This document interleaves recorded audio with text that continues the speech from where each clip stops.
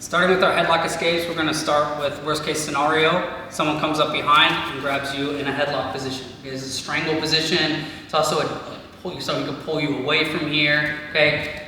So in order to defend this, again, with all of our stand-up stuff, we want to make sure we get a good base first. So I'm going to lock on and I'm going to put my fingers on the inside of his arm to help give my neck a little bit of space. At the same time, I'm attaching his arm to my shoulder. I want to make sure I've got a good connection with his arm and my shoulder.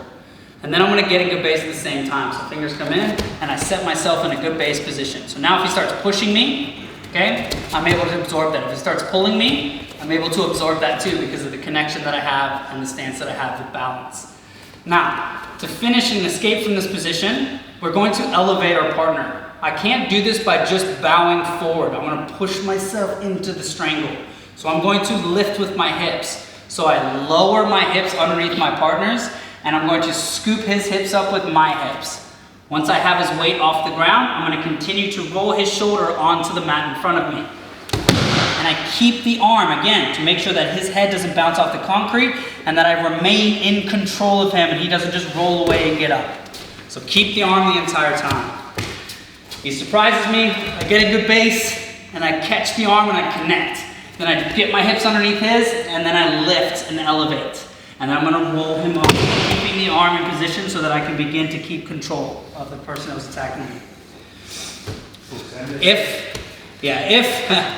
If he's pulling and I'm having difficulty getting my hips in position, I'm going to walk backwards and get the elevation, okay? So if I'm having difficulty scooping, then I'm going to walk back and I'm going to beat his hip position.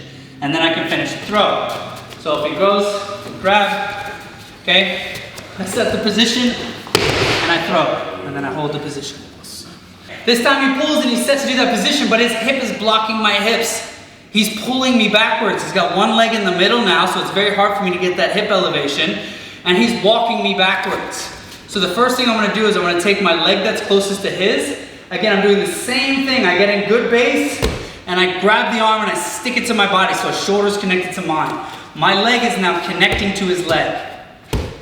So I can feel that leg and I trap it. Now as he starts to pull me backwards, I'm going to use that to rotate my body.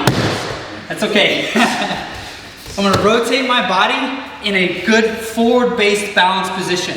I don't want to be leaning back. So once I'm in position and I feel him pulling, I catch. I might be leaning back a little bit now, but when I rotate, I'm going to be leaning forward. So I turn, lean forward.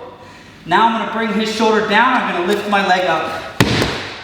And there's the finishing position. Again, keeping the arm so you can control him the whole time. He doesn't just roll and get back up.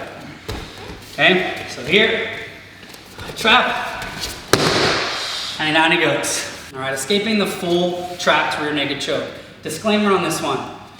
If you don't do this quickly, it's not gonna work. It's something that you have to do quite quickly when they start to lock it in, not after they've locked it in and they're squeezing. If you get in that position, there's not going to be a lot of space for you to move, and you only have a matter of seconds before you go unconscious.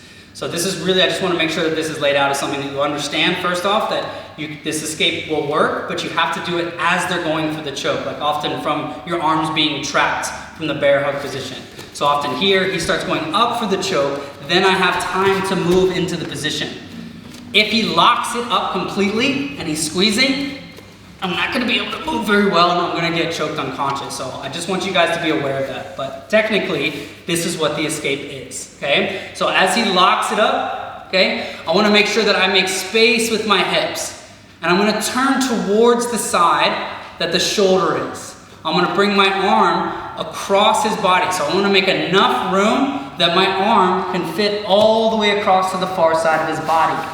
Now it's very hard for him to finish the strangle position, and I'm in my own clench position in which I can start working all of our takedowns that we did previously, okay? So again, he's here, hips forward, arm across into the clench position. Notice I'm doing it as he's locking it up. I'm not waiting for the full lock. Squeeze really tight. I'm going out, okay? Just to be clear, right? So as he goes for it, hips forward, scoop, and now I'm in position.